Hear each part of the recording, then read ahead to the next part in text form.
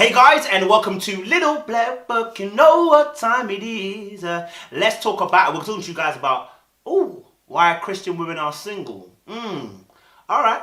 Hey, if you're new to the channel, make sure you do me a favor, make sure you do yourself a favor. Like, share, subscribe. Click on the bell button for notifications of the uploads. You already know, baby. You got the minerals. You got the minerals. Whoa. Look at my lips, you're ruining it. So, talking to you guys about the question in regards to why Christian women are single. I want to kind of tackle it from a male perspective in terms of the way that men choose women, okay? And deal with it from that aspect. So, when it comes to us men, many of us will already know, men and females know, is that patriarchy affects both women and men, and I'm talking about this because of the way that society views gender roles, okay? And so the way that we view what masculinity is and femininity, okay? These particular things, gender and gender in conjunction with femininity and masculinity tends to kind of shift and move with the society, okay? You know, originally a woman being a mechanic might be seen as, why would a woman be a mechanic for? That's a male's job, right? Again, you see that kind of, is that femininity for going to a mechanic kind of job, right? And that's the kind of society construct in terms of what we think is femininity. Pink is feminine rather than men being pink. Do you know what I mean? So all of these are constructs. Now, when it comes to men, dealing with relationships and how they choose partners, okay? When a woman is sexy, successful, saved, and I say successful maybe financially, socially, etc., there is an air of, can I meet the standard? Okay, men are very conscious about being leaders within not only their homes but within their relationships. Okay, because the way that we understand our masculinity and understand our gender role of being a male, okay, is that with that masculinity there is an area of leadership that we must come into. And the question that we always ask ourselves as men is, what can I lead in the relationship? What many women don't realize is it's not necessarily your success as a problem. It's not normally your finances as an issue. It's not necessarily your how much deep you are in God. It's whether those aspects allow you to submit to a man like me who may not be on your level on those aspects. Let's talk about it. Let's be real. Because of the way we've been taught, both women and men, women confirmationally bias confirm to us men that finance is an issue, right? Women will tell you, listen, I can go with a guy that makes less than me, but the girl that the guy likes is confirming that no, she wouldn't go with a guy that makes less than her, right? The girl that the guy is looking at saying is attractive is the one probably saying, but I can't date anyone who looks like this. The guy that the girl is looking at, who he likes or finds attractive, is the one that's saying, well, you know, in the faith, I need a man that's going to make sure he's way ahead of me spiritually. And in fact, if he's not, then boom. So what you're seeing is there's confirmational biases, or unconfirmational, you want to say, whatever you want to call it. There are these things that are happening that confirm our biases to us men, right? Because oftentimes the woman that is saying the thing that you want to hear, which is, oh, I don't care about if the man makes less than me, ain't the girl that you're going for, bro. Ladies, ain't the girl, it's not the girl that often the guy is chasing. So what happens is that we confirm those biases that we have as males in women that we're trying to aspire to get, or fantasy, or to that we might be even out of our league. Those women are having a bigger voice, and when they speak, we assume they're speaking on behalf of all women. Women do the exact same thing with men.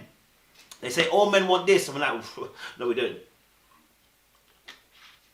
But the guy that you're feeling is the guy that you're going to listen to as talking for all men. Do you understand? So that's one of the aspects. And then back to competition-wise, a lot of us men want to be able to lead on something because we believe that masculinity is about leadership, okay? I'm not saying it is or it isn't. I believe it is. There is some aspect of masculinity or aspect of being a man that requires us to lead in a certain area. Now, someone might say, well, what happens when, obviously then, you know, in a relationship is that with men, when we see that there's no area to lead in, and it's not a significant portion. Remember, let's say doing your A-levels or university graduate, right? Or college for Americans, whatever, right? You have different courses that hold different percentage of weight. Your dissertation might hold 20%, yeah? Your course in this particular A may hold 10%, 20% here, 10% here, 5% here, 5% here. Now, the gravity or the weight of the particular thing, for instance, finance, having a lot more, leading in the area of finance is a heavy gravitas.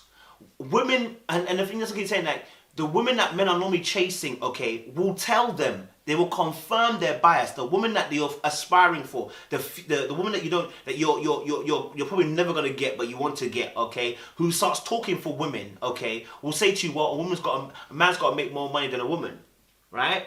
A man's got to make more money. I can't date no one that earns less than me, right? And there is an element of practicality in this, in truth. For instance, I watched a video and it's absolutely right. I've always said this. In regards to, let's say you make a considerable amount more than I do, we have to look at the fact of when we go for a mortgage, we have to consider your wage rate compared to mine. And then times that by 4 or 5, whichever the bank will allow, right? That already speaks his language, okay? When we are looking to do investments, buy stuff, you may say that's not my level, but she may say that's my level, right? The friends that we hold, you are aspiring to be a certain level. I'm not in that aspiring circle. You've got a different level, okay? And so those things are big things, right? And again, there's twofold to it, where it's like you should, as a woman, you should be able to see that if this man's aspiring to get to there, but he may never catch up with you because you're just so brilliant, then should you really penalize him for that? But then the other aspect is, hold on a minute. If I'm a man, shouldn't I bat at my level? So I understand both perspectives in the sense of, like, as a male, I understand the pressures of life and the fact that, and I remember the situation, I remember even there was a girl that I was talking to, and where she is now, I remember I said, I will never interrupt your flow. Your trajectory, I can't match it. Like where I'm going, by the time where you get to and the speed that you're getting to, by the time I get to there, the pressures of how you feel towards me, etc., might kill my nucleus of getting to where I need to get to. Your expectation and how much you expect it to be in a certain timeline might kill me before I get to where I need to get to. So I'd rather not. For a lot of us males, we'd rather not enter that space. A lot of women, although they're saying, they are appreciative and understand our journey, and when I say a lot of women, it's not all women, the types of women that men are trying to go for, okay, again, I'll put that line there, don't make it a safe space for a man who's trying to aspire to get to there. That's the problem. So a lot of men understand that this is not a safe space for me to be in, so I'm not going to try and go for this type of girl. Like, I'm not trying, and I'm really trying to be conscious that not to put the effort and the blame on women only as the reason why they're single, because actually, let's talk about grace. I'll talk about that. The grace of God is that, listen, it's not everyone that's going to get potentially not getting married. It's the grace of God that a man finds you. But we're just discussing some of the things within that. So with men's competitive nature and the fact that they may feel like they're not leading, for instance, a woman that makes a lot of more money, you might ask the question, where do I lead in this? And unless you're a financial whiz yourself, yeah, and you know about how to utilize your money, how to handle it, how to go about it, then for a lot of men, that's intimidating, because I don't have the skill set to match that conversation that you're bringing to the table about finances. Number two, if, for instance, we're talking about skills, your skills in around the house, or skills outside of the house, like, what I'm saying, what do you bring to the table in terms of wisdom and knowledge in this area, right? Do you outweigh her in the knowledge and wisdom area? If you don't, fam, you don't lead in that area. We're talking about faith now. If your faith in God and the girl seems to be more spiritually mature, where do you lead? Because you spiritually aren't on that level, you're already sucked out again. Just even keeping on those 3 levels, you got trouble already, right? Then add to that fact that the girl maybe is even buff, and she's a certain type of buff. And let me be honest, you guys. There are league tables of buffness. Yeah, ladies know this already. Guys know this. There are league tables of buffness. And when you feel like you're batting out of some of your league, or when you're playing outside of your league, again, you place a higher value on that individual because you know that beauty has a capital. This is another conversation that people don't talk about. Beauty has a capital. And so as men, we're looking at it going, okay, this girl's just kind of pretty. She's probably drawing this type of kind of guys. She's got a lot of options. And we understand our male mind. Options means power. Yeah, when a guy's got a lot of options, he's got a lot of power. And in that power, what does he do? Is he responsible with it? Ourselves. We understand that men who are pretty and good looking have a certain amount of power and they're not responsible with it. If men are responsible, we believe that you're not going to be responsible. We believe that the way that our boys treat women, you're going to treat us like that. And what you'll find is that men will then find stories, just one, out of millions, and say, oh, my auntie, see how she was treating my uncle. That was it. That's the only example he's got, No one else. But now that's confirming his bias. Right? And so these issues come up to play in terms of why men are struggling to date certain women that are successful, powerful, that are spirit-filled. And it's because we're finding no area to leading. And it makes us competitive rather than complementive. Now, like I said, I always say this as well, like, would you be comfortable with me as a male saying, I want to be a house husband? You go to work and I look after the children. Would you be comfortable? Or would you start calling me a bum? See, there is so regardless of whether we have this conversation, and it's not every woman that will say yes to that question or no to that question. We know that there's some women that are an exception, but majority of women will be like, I'm not really comfortable with you being at home. Like, but if we say a woman being at home, it wouldn't be a problem. Why? Because we expect, there is some level of expectation that a male will do some type of work that will bring a provision into the household. Therefore, there is going to be another conversation about how much provision do you bring to the household. Hence why certain guys will not go after successful women, because, not just because they're intimidated, because they realize the conversation and they are already projecting the future onto where they're going to. Like, I don't know, if I don't make it to where I need to make it to, are you going to try and beat me down? I don't need a mother. You understand? So a lot of guys are thinking on that level.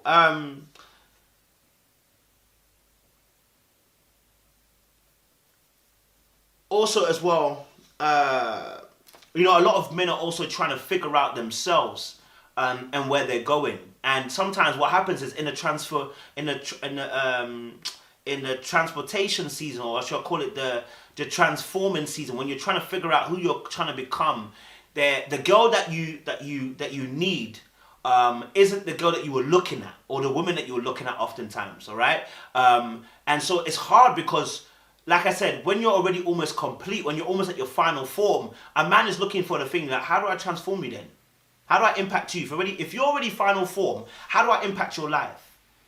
How do I do that? You see, as a man, we want to feel like we've made an impact. As a man, we want to feel like we've made a name. You understand? As a man, we want to feel like we can do something. We'll change something about your life. But I can't change anything about your life. Because as a male, there is an ego and a pride in us that we want to be able to at least have changed your life. Now, that's why I said to you about the areas of faith, finance, your physique, skills and assets and wisdom and knowledge. We have all those things played into regards. And there's another thing as well. If you're successful, oftentimes that success comes with social ranking. So now you're not only successful, but you also got a social rank that's higher than mine as a male. And where am I fitting in again? I'm out now in your shadow. And most men want to have their own sunlight to shine light on others. Because as males, we've got an ego, we've got a pride. And again, I'm not saying it's right, but I'm saying to you that as a male, because of this pride, it makes it very hard for us to date people who are already established when we feel like we are not going to eclipse you. Yeah? And it sounds mad, right? But that's the truth of the nature of the ego and the pride, is that when I feel like I'm not going to eclipse you on any particular area, that holds heavy gravity, because there's other, you know what I'm saying? Like if I can sing a bit better than you, but my singing never takes me anywhere, what does that mean? Nothing. It doesn't hold any gravity. Ask women to that. If I can sing better than you and I can't take my singing anywhere, it doesn't make money for me, it's not professional, blah, blah, blah. What does it mean? Do you know what I mean? If I can cook better than you, but actually the cooking doesn't take me anywhere, I don't get finances from it, I don't get sponsorship deals from it, it's not professional, what does it mean? Nothing. Because the weight of it is very minuscule, yeah? It's a bit like your credit score, all right? Opening a savings account and putting money into it adds a very tiny bit to your credit score. Doesn't make it amazing. There are other things, like paying your bills on time, yeah? Paying your direct debits on time, that hold heavier gravitas when it comes to your credit score affecting it. And the exact same thing happens in relationship with successful women and men. When men see that they can't impact one of the heavy hitters in it, finance, okay? When it comes to social ranking, okay? When it comes to faith, when they can't lead in that wisdom area, then they realize that, okay, I'm not going to fight this battle. I'm not going to fight. You're already complete. I can't add anything to your situation. So yes, and the difficulty is that when women get to that point, they need to find a man who's also at your level or higher, who doesn't mind, because actually he's looking down at you and he's saying, okay, I'm higher than you. So you see, this happens a lot of the time. So it's a grace that you find your husband at the building point, yeah, where you're both building. It's a grace, and it's not everyone that's gonna have that. So when you've already built your empire as a woman, you've built a great foundation. The question is, are you gonna allow a man to come and stand upon your platform and then begin to build? Probably not, because you built it, right? And the same way that men have ego, women also have an ego too. They're not trying to be bold the builder here. You understand? And I'm not saying this is across the board. Again, I think women have every right not to date down, in the sense of the fact that the person is not trying to aspire to be great when you're at a certain level. Of course, when you're at a certain level, you expect a certain level. None of us are asking for anybody to look at somebody who's way below them in terms of what they do and everything like that, all encompassing, and then say, I'm going to accept that, because actually you have a standard. Men have a standard too. And men don't want to necessarily date up, they normally date down, because one of the theories is that, God, I call it God theory, that everybody's world has gods within them, okay? And everybody's looking to worship the greatest God there is. Now, I'm not talking about actual worship in terms of, actual faith. What I'm talking about is the understanding of the way that we view the world.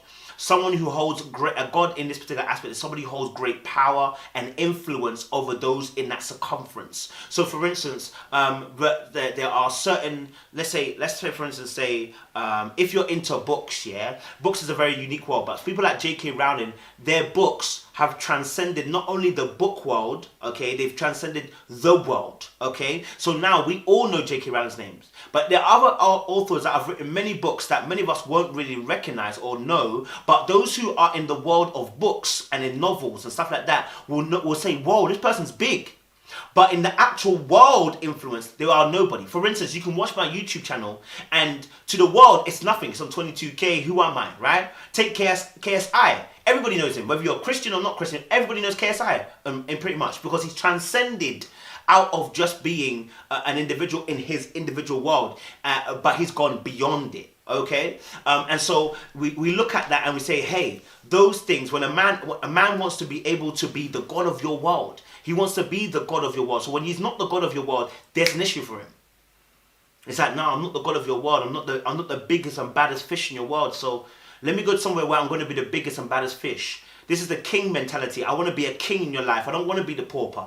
I don't want to be the servant, and I'm not even trying to be, and even some aspects of some kings is that I'm not even trying to be equal foot with you. I'm trying to be better than you. Yeah, because I want you to aspire to my position. I want you to know that I'm a king. I want you to know that, listen, I hold this rank. Whether you agree with it and say it's right or wrong, this is some of the theology, or I should say the ideology of some individual males who are trying to say, hey, look, that's the reason why I can't choose a successful woman. So I can't go with the level that I'm going with. Like, I have to go with someone who's going to compliment me, not I'm going to be competing with. So that's one aspect. We'll drop another video about this topic. I just wanted to bring that there for you guys. But make sure you like, share, subscribe, click on the bell button for notification of the uploads. Hey, if you disagree, comment down below. Let us know your thoughts. I don't know. What do you think? Yeah? I appreciate you guys still locked in. Don't forget to get your tops as well. Mineral gang. You understand?